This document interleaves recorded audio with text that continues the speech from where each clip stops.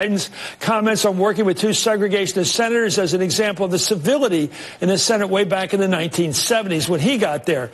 Biden's comments have been condemned by several of his opponents. In a statement, Senator Cory Booker said, Vice President Biden's relationships with proud segregationists are not the model for how we make America a safer, more inclusive place for black people and for everyone. And frankly, I'm disappointed that he hasn't issued an immediate apology for the pain his words are dredging up for so many Americans. He should. That's Cory Booker. Senator Elizabeth Warren told reporters, I'm not here to criticize other Democrats, but it's never okay to celebrate segregationists. Never celebrate. Is that what Biden did? But perhaps the toughest response came from New York City Mayor Bill de Blasio, who's getting about a half a point in this thing. It's 2019, and Joe Biden is longing for the good old days of civility, typified by James Eastland. Eastland thought my multiracial family should be illegal.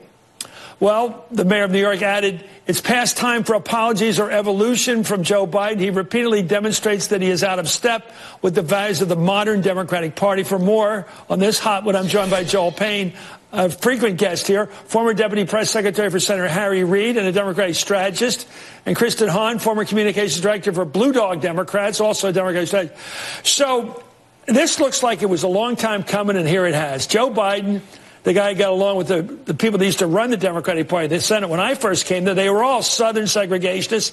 Even the food was all Southern. And you had to dig up, you had to not kiss up to, but you had to put up with guys like Eastland and Talmadge. Remember the guy who said, I took the money in my raincoat, the crooked money? Strom Thurmond. What do you have? How do we deal with this? The modern Democratic Party, where there's no more segregationists. Now we have modern people of color, young people that don't know anything about that past and don't like it. So I think there are reasonable takes here, right? I think to say he was celebrating segregationists is probably a bit strong. I don't think that's what the former vice president was doing. But I think this reveals what the fear is about Joe Biden that a lot of Democrats had as he started this race, which is that he has a propensity for gaffes. He has a propensity to not think about what he's saying, and he's out of step with the modern Democratic Party.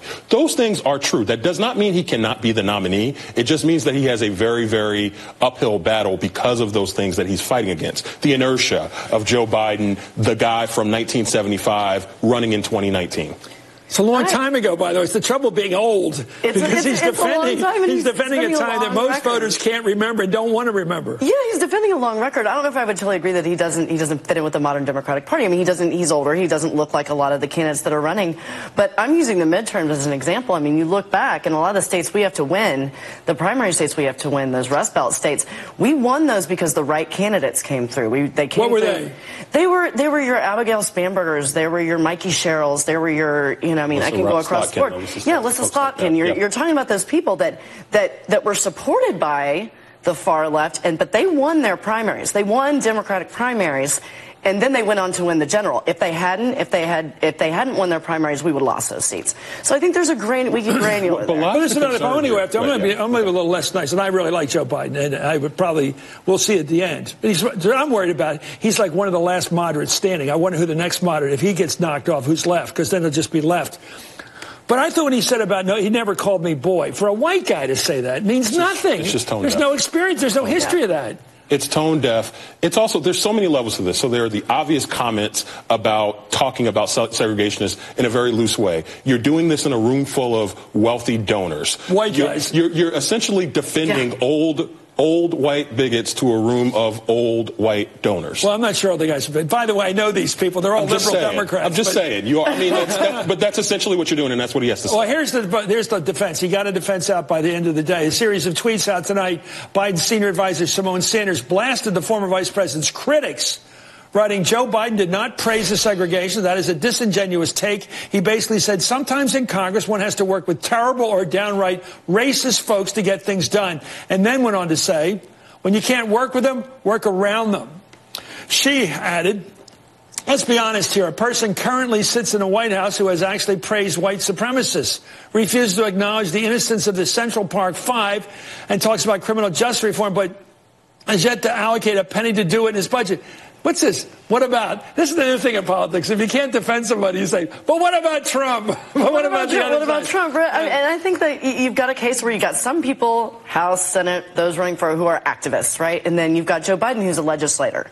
You know, you've got the same thing that's reflected in the House and Senate. I think that you have to, at some point, I mean, you're somewhat an activist as you're running for office, but he's somebody who really sees the value in bringing people together. I wanted to do this, jumping in on your time, but I dug up something that Teddy Kennedy wrote right as he was dying in his book. Let's take a look at that now, what Teddy Kennedy wrote in True Compass about dealing with people like Segis. By the way, the Senate was filled with those Segis back then. They were awful.